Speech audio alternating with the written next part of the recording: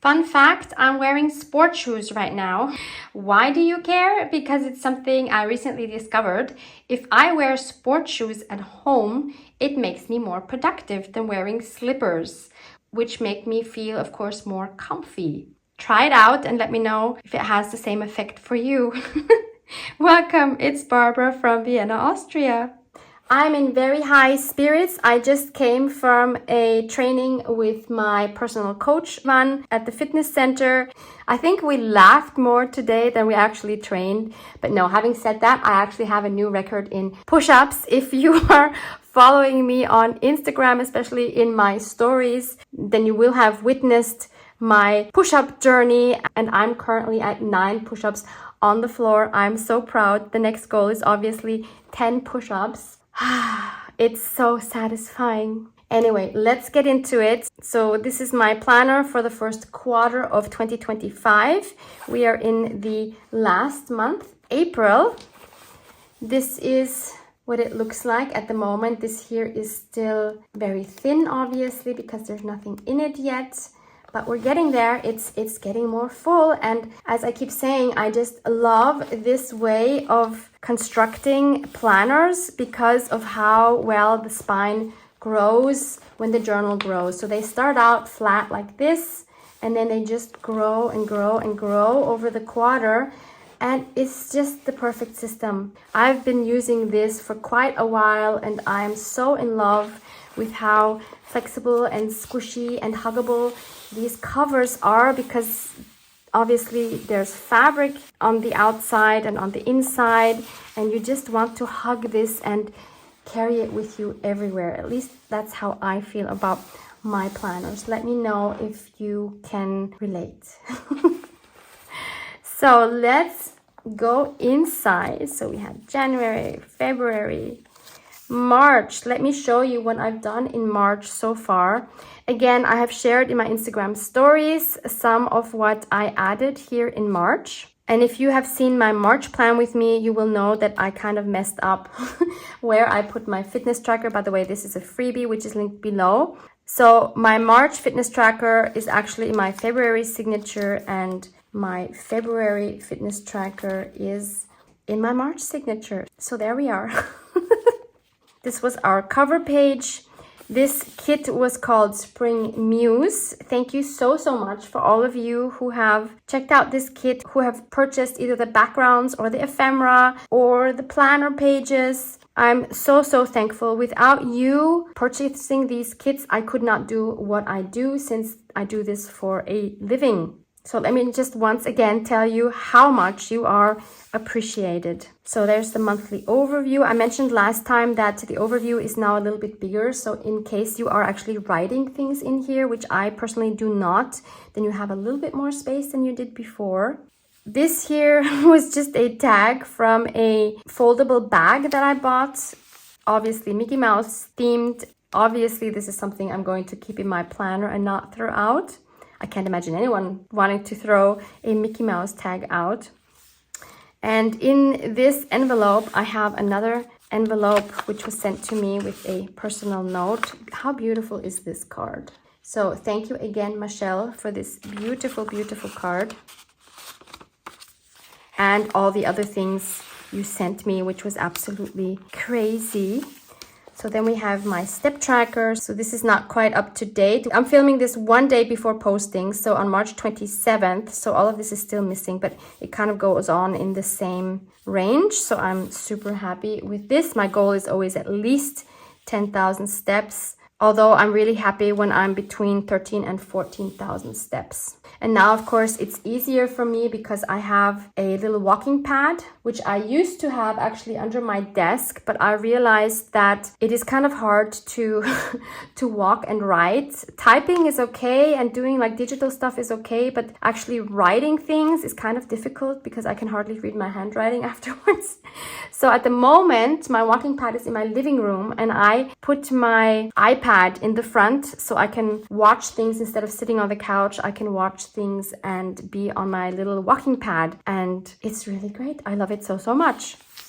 So this was the first week. I added a little collage here. So I had a little envelope flap here, and on one side I glued this really, really sweet card. Look at this face. Oh my goodness. So this is a card from Sweet Robin. Thank you again so much, Robin. The colors were just the perfect match. Couldn't be any more perfect. I love having your personal cards in my planner. They make my planner so much more meaningful and special. And on the back side here, since I just had the flap here, I just covered it with some collage fodder. And this here is a beautiful stamp by Sweet Darcy from Darcy's Mixed Media Misadventures, I think is her YouTube channel. I will link that below. This is one of these great foam stamps. I do not have that particular one, but it's one that Darcy designed, and she has her design with PM Artist Studio. I will also link those foam stamps from PM Artist Studio for you below to check out because they are so fun. Just to give you some examples, I've used these many times in the past in my videos. They are super light and so fun. I love these two bits.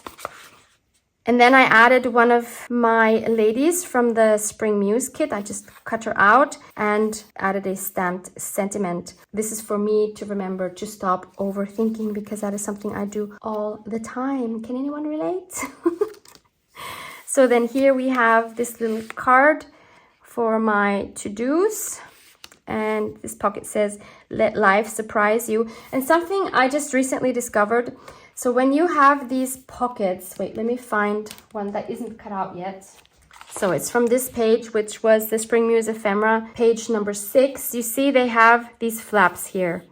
And I tend to cut these off depending on what I will put in here. So if I know I'm only going to put one card in here like this, I will cut those flaps off and then glue them down on these edges. Why? Because with these flaps, it makes the pocket more spacious, so you can fit more inside, which is perfect if you know you're going to stick more inside. But if you leave the flaps on and you only have a card to put inside, the card tends to slip out because this isn't tight enough.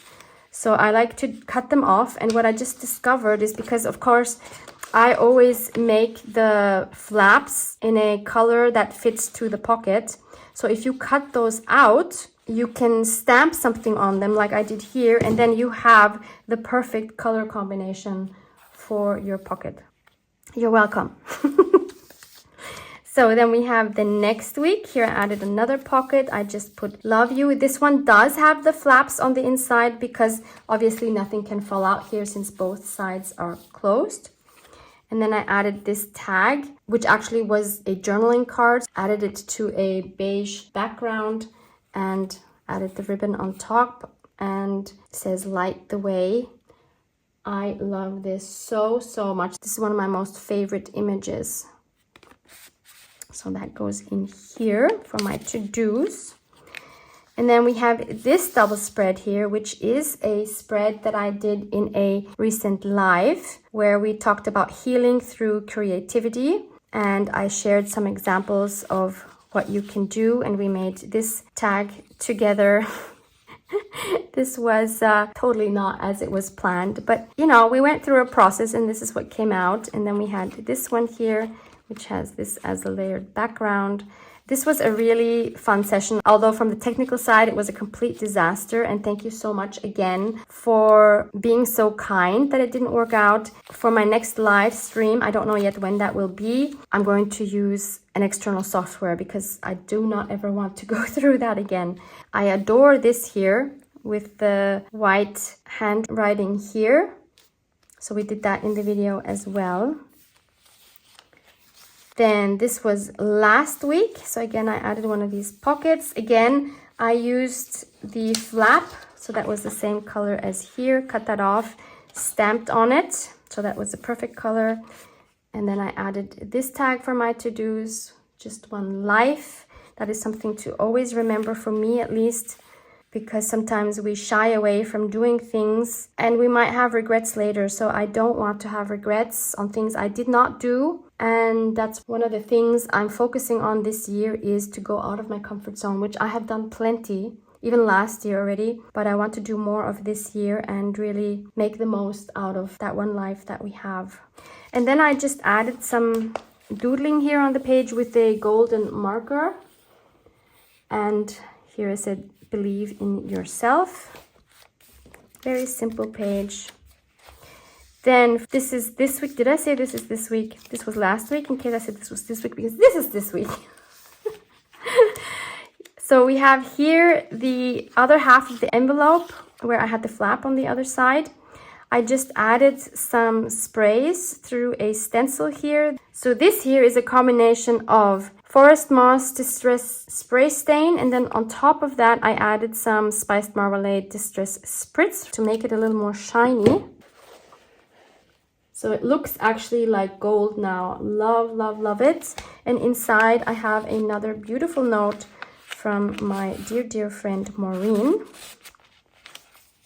And then on this side, I actually used this Distressed Stain Dauber, which has one of these foam tops, and made some splatters with that, and then added the Spiced Marmalade Distress Spritz on top. It looked kind of weird, so I added a belly band, which was the negative of this here, and I just tore that off and made that into a belly band. And I added one of these stickers here. You might know from my past Plan With Me videos that I'm trying to use all of these stickers up that I've had for ages. So I have 2 more left that I want to use, and then that's that. And here we have a belly band. You are enough, with some beautiful fabric here. And we have a tag here, focus on the good, and we have some fabric here on top. And then we have the last week going into April, till April 6th. So I haven't done anything here yet, but I did already make a belly band, again using fabric. What I'm really missing on all of these pages is usually I would sew here. And I can't because I kind of messed up my sewing machine, and I'm waiting for my hubby to come, who should be here in just over a week. So I hope he can fix it and I can use my sewing machine more again, because I really, really miss it. So inside I have this journaling card, backed it with some light green cardstock. Lucky is a state of mind. And again, added some cute fabric as a topper. So that's where my to-dos will go for that page. Okay, time to move into April. Let me first share the background kit with you digitally. So this kit is called Dreamcatcher's Tale, and it's really, really close to my heart because it's all about that dreamy, peaceful space where your thoughts can drift like feathers and little stories seem to float in on the wind. And I really wanted to capture that magical in-between feeling, like, you know, where memories, wishes, and creativity all kind of swirl together. So you see lots of warm oranges, soft teals, and dragonflies, of course, dandelions, and also, of course, dream catchers. And they're all layered with gentle textures and faint script, almost like a journal that's been loved over time. So it feels a bit nostalgic, a bit spiritual, and very calming to me. I imagine this working beautifully for reflective journaling, quiet moments, or whenever you want to create something with a soft, meaningful energy, kind of like a little visual daydream on paper. So next, let me share what these papers look like printed out on regular copy paper, or let's say high quality copy paper. And this, of course, is now the planner version. So you have the undated planner pages as always. This will be my cover page. I have not glued this in yet because I want to add some things to this. So then we have the monthly overview. Here I have a square envelope. Then I have my step tracker. Then we have the first week for me starting with April 7th. I love the color scheme of this. This is my favorite color combination. The turquoise, white, we have warm yellows, we have this warm red I just love it. This feels like almost summer for me, and it gives me such a warm and cozy feeling inside. So here we have a half envelope. Then we have this next page with this beautiful butterfly and dream catcher.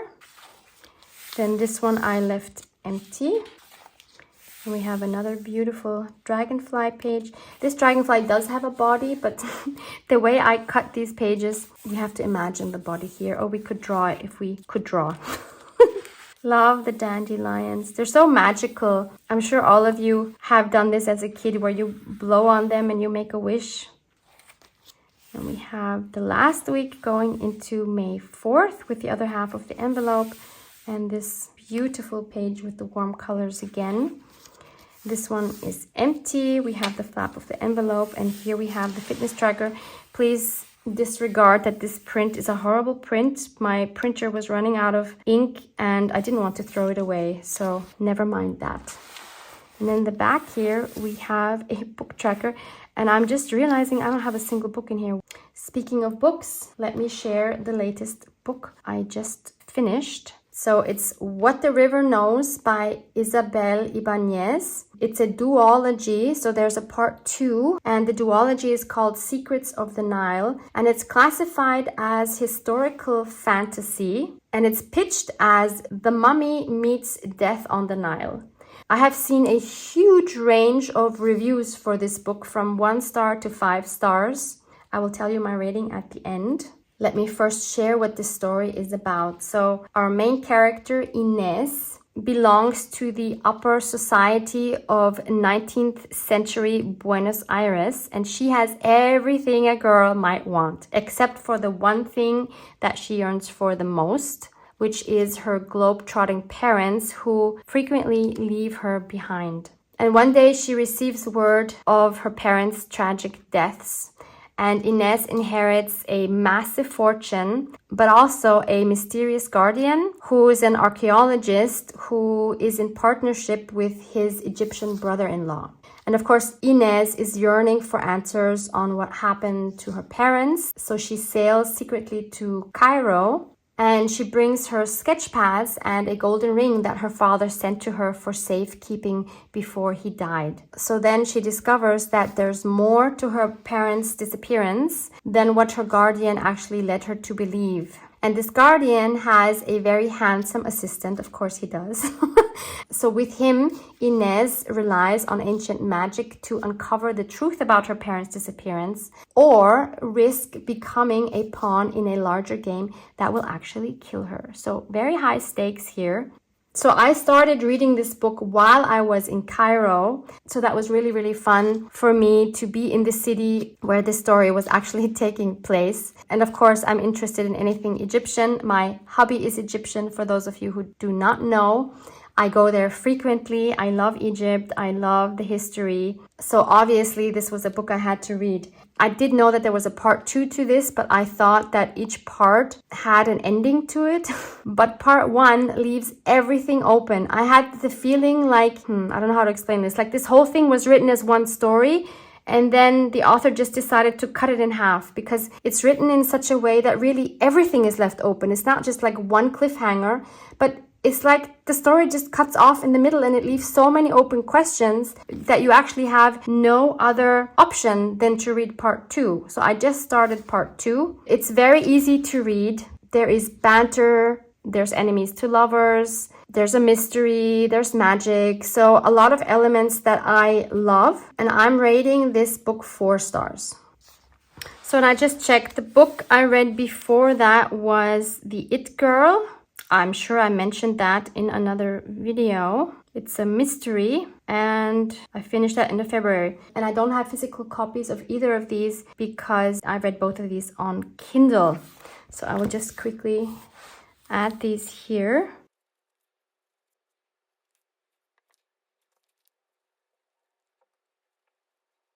Okay, so let's get back to our April cover page.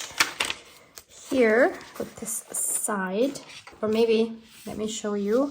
As in all the previous months, I want to add the name of the month, and I always do that using the same die set.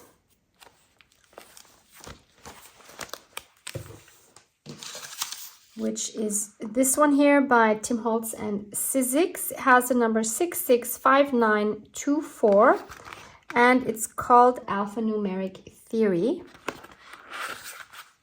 So I already cut these letters. I'm not sure yet that this is the right green. It's not the worst. Maybe, I think I will leave it because if I add something like, well, let's try it. So I have a scrap here of the same cardstock. Wow, super juicy. Let's try that and see what it looks like. I'm not the biggest fan of green, but I like this soft green. Not so much this one now that we have here. But what I do like is that it's not even. So this gives it a little more interest, a little more texture. It's totally not the same green that I have here. Does it matter? I don't know. Should we also try in comparison the forest moss, which is obviously going to be pretty dark, but maybe it's a similar hue. Oh, wow. Super, super dark. Okay, let's try that. That has a very brownish undertone. And maybe I shouldn't have done that on my sheet because now it's sprinkled. I guess that's not so bad. So this is totally the wrong green. Nope. It should be more blue. So maybe this Mica Stain Frosted Juniper, which is this beautiful bluish green, would help. It'll probably cover the other one. Oh, yep. I think this one is it. Let's try that quickly. So it's a bit shimmery now.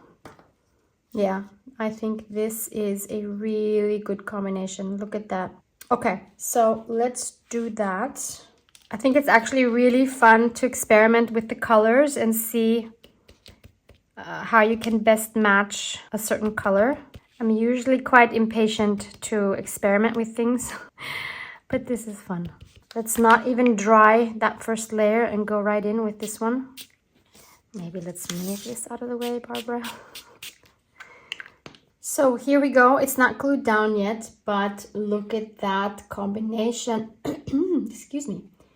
Love it. So happy I did that. But the reason I didn't glue it down yet is I want to add some more interest on the background first, because this dream catcher inspires me to add some more round images. So again, I will use these amazing foam stamps. Maybe one here, and so these come like in a set. I think they're called nested circles. So maybe I'll do one here and one here, something like that. 3, we know, is always good. So normally I would stamp these in a similar color to this, but then our apple is not going to stand out because it's going to be too tone in tone. So we don't want to do that. So another option is to look for what other colors are in here. So there's the pink, but there's also this beautiful warm orange red kind of color. And I'm thinking this crackling campfire should be pretty close to that. So let's just do that.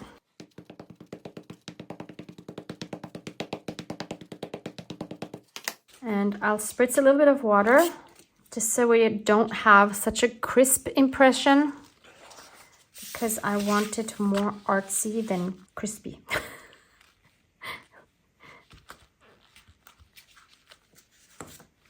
Oh, that is the perfect red. It's a little darker than this, but it goes together so well. Loving that. So let's do the same. Although here we could do a green. I'm not sure I have anything in that green. Should we do a green? Okay. How about the crackled pistachio? Yeah. Oh, I see the perfect color. I think evergreen bough. Oh yeah, baby. That's it.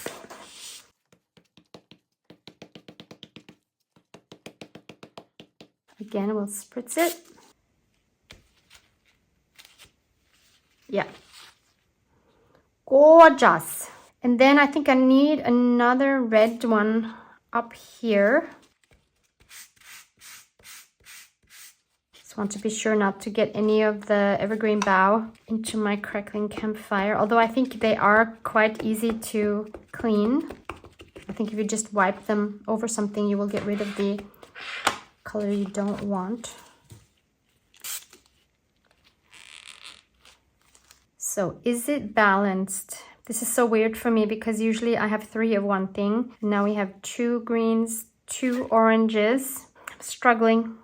I think I need, yeah, this is another orange, but it's not the same shape. But looking at it through my viewfinder, I have a much more objective view of it than if I look from my angle. That's always very helpful. Or take a photo if you want an objective view, because looking at it from this angle is so different than looking at it straight down. And when I look at it through the viewfinder, I see that this is not permanent. This is prominent enough to form a triangle. And for the green, it's like this, right? So I'm actually missing a green one, even though we have 3 green elements here, but this kind of works as one element since they are together and one within the other. So I'm kind of missing the 3rd green, which needs to be in a triangle position, meaning not up here, but it would have to be somewhere either within this one or maybe like here. I think that's what I'll do. So that's a really good rule. If something feels off with your composition on a page, check your colors and your elements, whether they are off balance or not. Because for me, this is off balance now. I'll have these overlapping because why not? Yeah, and now it seems balanced. Do you see what I mean? We have the triangle here and we have another triangle with the red here. I hope that makes sense. And I have one more element I want to add because we have the butterfly here, but where is the dragonfly? I mean, hello. So I also have this one here from the foam stamps. Obviously, you can do all these things with other stamps as well. It doesn't have to be the foam stamps. And speaking of which, one moment. I think I'll actually have to switch this out because I want to use this one, which is my Egyptian dragonfly, because that is so much more meaningful to me. This was gifted to me by my sweet friend Eman in Cairo. And I love this so much. This was custom made by a small company in Egypt. So let's do that. But I don't just want to stamp it. I want this to really stand out. So I'm going to emboss this with some embossing glaze. And I thought one of these 2 colors would work best to stand out, but at the same time harmonize with the page. So the pink we have here, so we know that's going to fit. But I actually think that this purple, which is called wilted violet, is really going to stand out even more. This one is more like a happy light color. This is Kitsch Flamingo. But this one, I have the feeling, gives it, how do I explain it, more depth somehow, because it's a stronger color. We will see.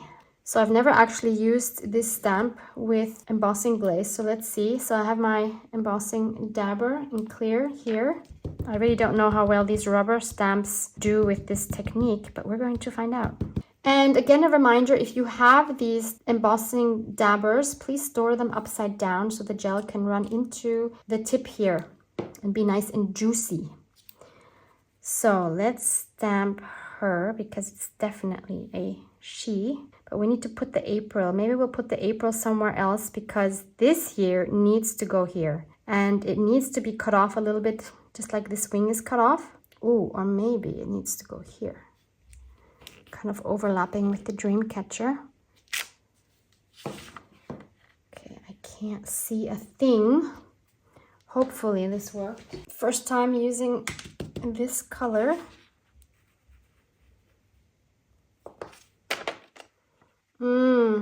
It's there, but it's like a shadow of a dragonfly. I don't even know if this is going to emboss at all because it seems like there's so little of the powder there. This might be a fail. So we see here it's embossed in parts. Some parts are not visible very well. And it kind of looks almost like it's a shadow of itself. But honestly, I kind of love that because it reminds me that not everything needs to be crisp and clear to be meaningful. because, you know, like shadows are part of us too. They give depth, a contrast, and a bit of mystery. Or you could see it as like the dragonfly is just arriving. It's not fully landed yet, and which is kind of perfect for April when things are still unfolding and we're easing out of winter into the light. So it's a little blurry, a little messy, but full of quiet potential. Yeah. It's all about what meaning you give your creations, I'd say. So now we need to add our April letters. And I will just quickly do that. Oh, now I just see I didn't need to do that third circle because this is our third green element. Yep. And I will start from the end. And way too much glue, Barbara. Because otherwise I know myself, I'm going to run out of space. Does that happen to you? No, you just have to be able to spell backwards. That would be so typical if I now glue the letters in a wrong sequence.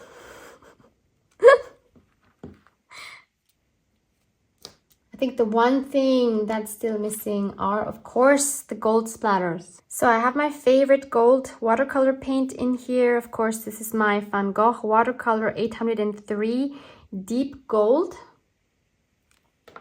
And depending on what kind of splatters I want, I will choose my brush accordingly. So these are both splatter brushes, or I think they're called fan brushes. This one here with the narrow tips will give me very small splatters.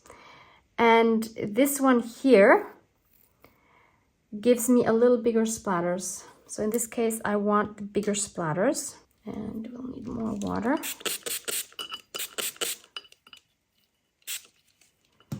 Look how yummy this gold is. Wow. And I like going in one direction instead of just putting the splatters all over. I think it looks really nice if it's either, you know, diagonal like this or like this. And it always depends on the design that's on the page. So I definitely want some on this main focal point. I would say this is definitely the main focal point. So I will go like this. And I'll also go right over the April because the splatters are light enough that we can still read it. So looking at this again when this is mostly dry, I feel like it's still missing some contrast. Like I think I want a little bit of black in here. The easiest thing to do would be to add some black splatters, and for that I would use this brush because I would want very small black splatters. But I want to try something else. I have this tool here which is for picking up like little gems because these are a little bit sticky. But I thought I could use this cap. And this is similar to the caps that you would find like on paintbrushes. When you buy them new, they often have these caps on top. For some reason, I can't find any of mine, and I'm sure I would have kept a few exactly for this purpose, but this will do just fine. Hopefully I can clean it afterwards. So let's take some black acrylic paint. Let's try it out first. We'll just dip that in there. Yeah, I think that will work really well. Oh, I even like this half one here. Now, of course, we don't want it too symmetrical. So the perfectionist in me is really struggling right now because I'm trying to go against the perfectionism and not think when I'm doing this. Super difficult. Okay, that's enough. So now I think it has more contrast. Wow, this is a very busy page, but I like it. It's fun. And this came right off, so yay for that. So finally, let's glue this into our planner.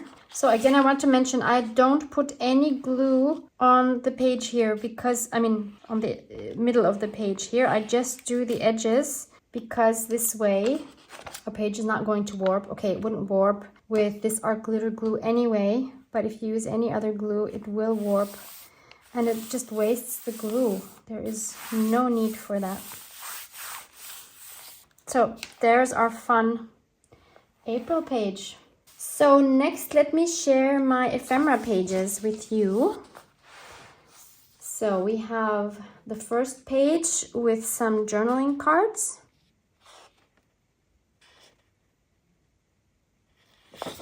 Then page 2 has some more journaling cards. I love the vibe of this kit, if I may say so myself. Then we have these squared images. Then we have some horizontal journaling cards. I especially love this one. And then we have a page with tuck spots. Love the colors of these so much.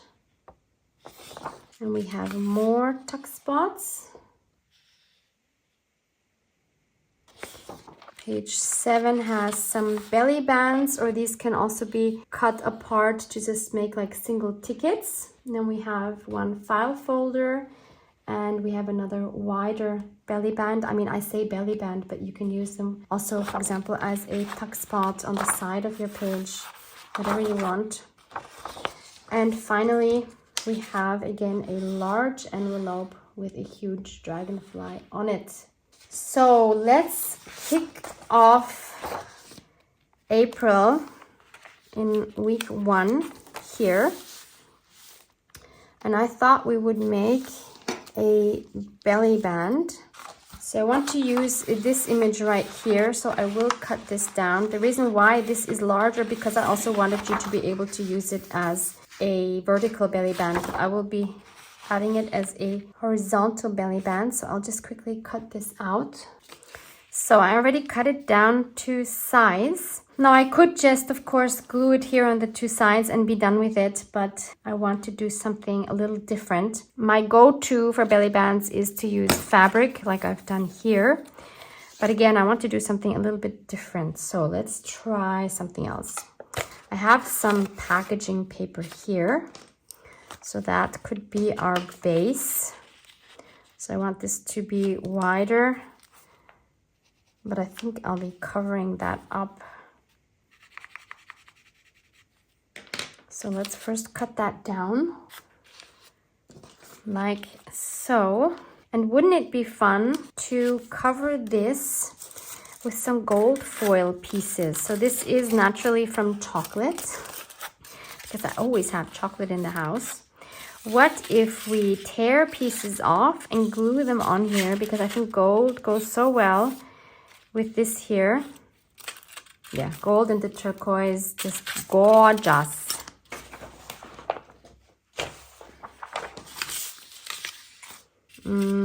Maybe we just use some glue stick. Is that a good idea? Yeah, let's do it.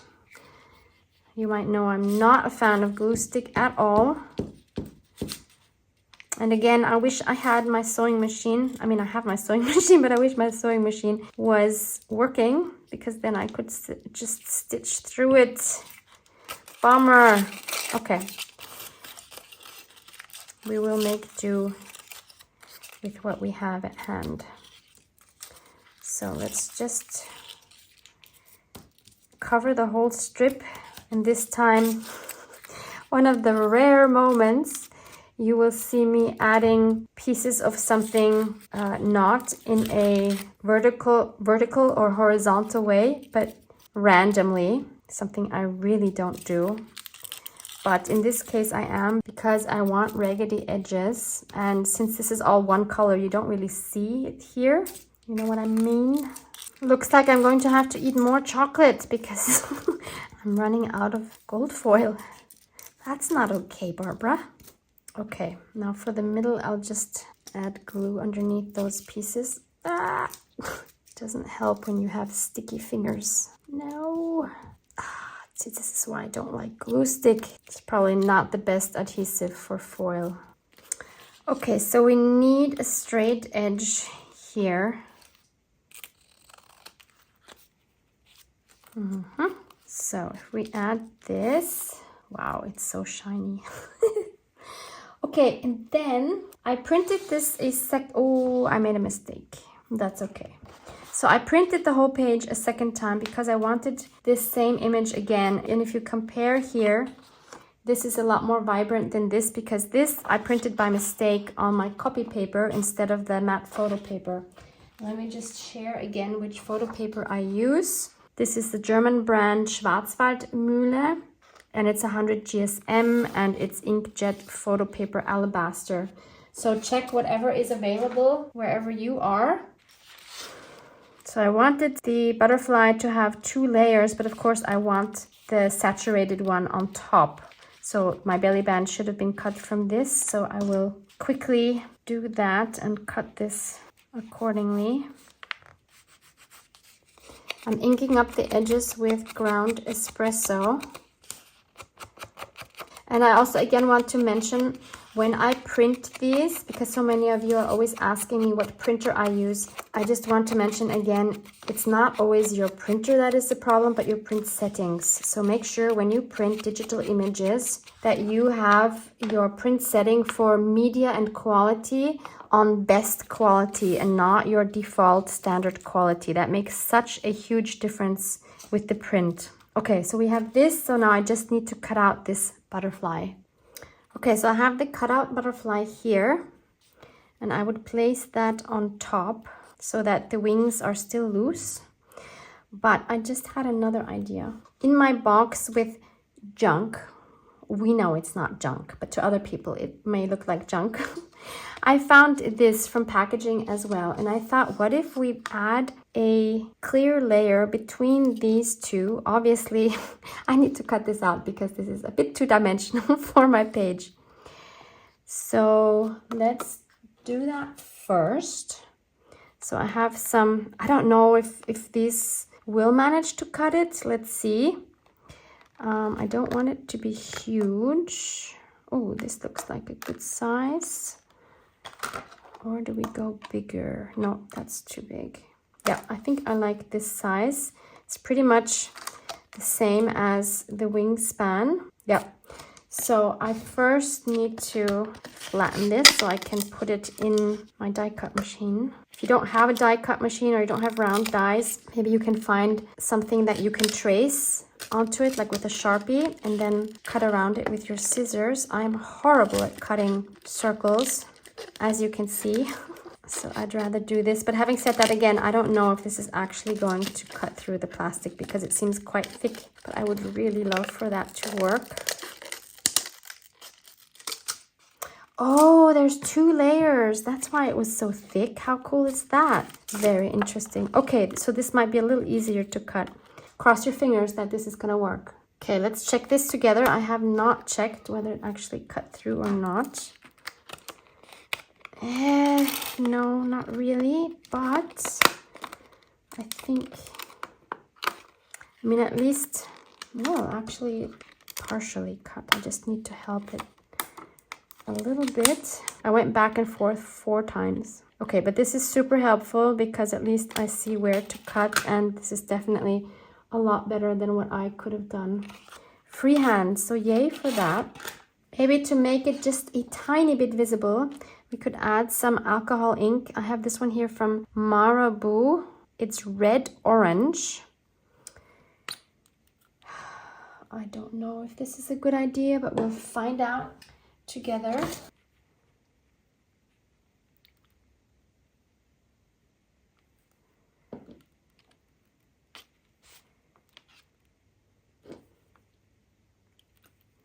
So I don't want a huge amount. I just want that little bit. Okay, I think I'll go with that. We'll let that dry for a sec. Okay, so this is still not 100% dry, I think. But let's just put it here. I'm so sorry for the glare of the light. And then we put this on top. Now I just want to briefly talk about the symbolism for me behind this clear piece. So I know this is barely visible for you, but to me this feels like it's kind of like a layer of quiet protection, maybe like the invisible strength that we carry through transformation, even when no one else sees it. Also, I see this kind of like a pause, like a still moment between these 2 stages of becoming. So the butterfly above is rising, and the clear layer marks the in-between space where growth is quiet but very powerful. And also you could see like this piece of plastic packaging. It could remind us that beauty can come from the overlooked and the discarded. So even the most ordinary pieces can support something magical when we give them a chance. Okay, so I'm just going to glue all of these layers on top of each other, starting with this image here. Again, I'm not adding any glue in the middle.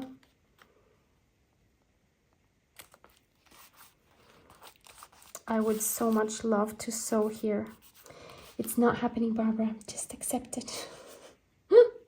Oh no, and this butterfly is stuck because the alcohol ink wasn't dry. Okay, so then let's just glue that in the middle here. And same with this butterfly. I should have printed him. Oops, no. I should have printed him on some sturdier paper or glue him onto some cardstock, but that's not happening now. So this way he is nice and, damn it, oh actually I haven't glued this down yet, so I can just pick this up. You see, very cute. So let's glue down our edges.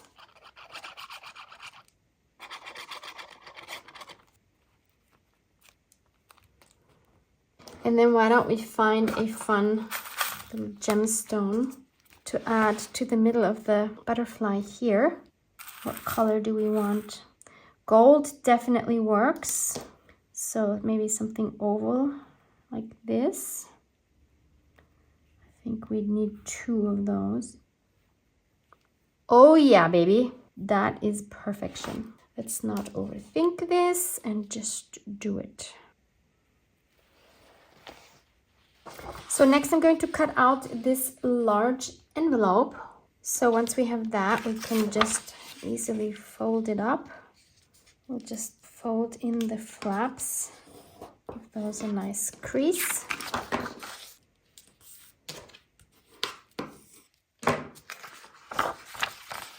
And we fold this up. We can decide how far we want this to come down.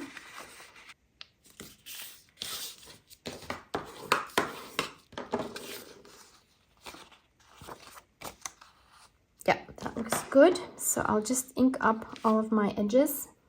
So then before I glue these flaps closed like this, I'm someone that does not like the white here in the envelope. So if that doesn't bother you, then just leave it. And there's several options. So one would be to just use one of your Distress Oxides or inks with a makeup brush like this to go through a stencil. I've done that many times and that is always beautiful. And another option, which is what I'm going to do today, I'm just going to take a piece of vintage book page. And I love how the cream goes together with this here. So I'm just going to glue that on and then cut out the shape. So I'll mark till about where I need to add the glue. Actually, in this case, I will use the dreaded glue stick, because in this case, if I would only glue down my edges, when I fold it, it's going to buckle. And we don't want that. Is it just me that doesn't like glue sticks, or is it you as well? Let me know so I don't feel so alone. I see many crafters using glue sticks all the time and I'm like, no. They're sticky, they're just annoying. Half the time they're either too sticky or not sticky enough. You get it all over your fingers. You need 2 hands to apply it. There's just so many reasons why I don't like them. But then again, there are situations where I feel like glue stick is the best option. So I have like this love-hate relationship with my glue sticks. Okay, let's just cut around it now. What I also like about adding paper inside, or even fabric, I've added fabric inside. That is like the most wonderful, cozy feeling for an envelope. I really love it. But in either case, what is really nice is it adds extra weight to your envelope, making it feel more precious, more special. You know what I mean? Okay, let's refold it here. And now we can glue those two flaps down.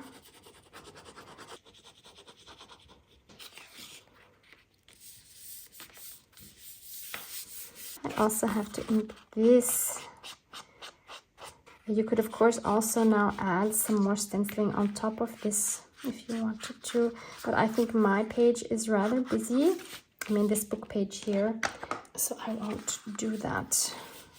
So what I absolutely have to do is make these wings glossy. So I'm going to use one of these Distress embossing pens by Ranger. They come in a set. One has a brush nib and one has a bullet nib. So let me show you what they look like. These are brand new. So here we have the brush nib and here we have the bullet nib. You see the difference? So since I have some large areas here to cover, I'm going to use the brush nib. And let's see, what embossing glaze or powder do we use? Do we just use clear maybe? Yeah, we'll do clear. So I'll just cover the wings.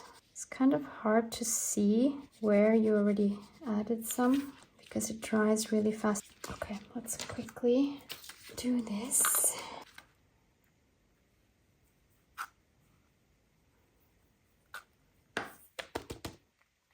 Oh my goodness, I missed so much. Okay, I'll emboss this and then we'll have to do a second round. Okay, so after heat embossing this, I don't know how well you can see that on camera. There's a lot of spots that have no glaze on them, and I don't think it's because I missed such large areas. It's because it instantly soaked into this paper. So we'll do that again. I wonder if my dauber might work better. The dauber, I mean, it might work because the wings are large, but of course it has such a large surface here that you can't really control where it goes. But I think in this case it would work. And then maybe let's try the Distress Frosted Crystal, which is a translucent embossing powder. And this is a very tricky one. Actually, usually you want this, I think, to be matte in the end. But if you overheat it, it turns glossy, which is usually what you don't want with this. But in this case, I do want that. So let's just give that a go. Make this more juicy, and hopefully that will work better. Trying all sorts of new things today. Love it. Okay, let's be quick.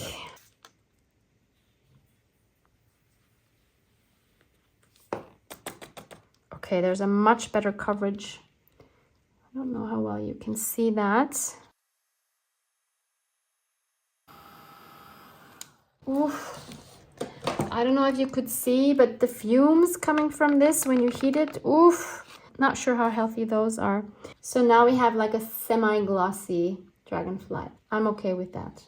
The back here, I'm just going to leave as it is. You could, of course, add all sorts of embellishments, maybe buttons or more gemstones, fabric, lace, so many options. I will leave it for now, and I will later add my to-dos on here. So I hope this gets you started for the month of April. You can find all the links to the kit below this video. Hope you found some inspiration here. Hope you enjoy the kit, or otherwise maybe just enjoy the techniques I used. In any case, I hope you take something away from this video. Thanks so much for being here. Love you guys. Mwah, mwah.